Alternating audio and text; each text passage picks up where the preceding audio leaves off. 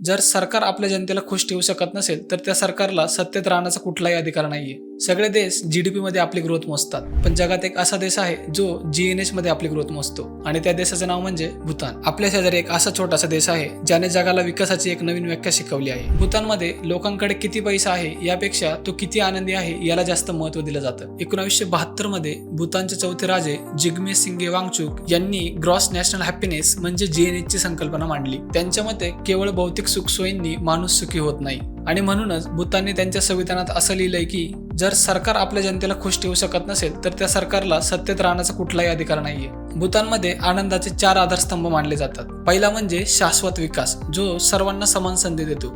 दुसरा म्हणजे पर्यावरण रक्षण. भूतान हा जगातील एकमेव कार्बन निगेटिव्ह देश आहे जिथे किमान 60% जंगल असणे अनिवार्य आहे. तिसरं म्हणजे सांस्कृतिक जतन, आपली परंपरा आणि संस्कृती टिकवून ठेवणे.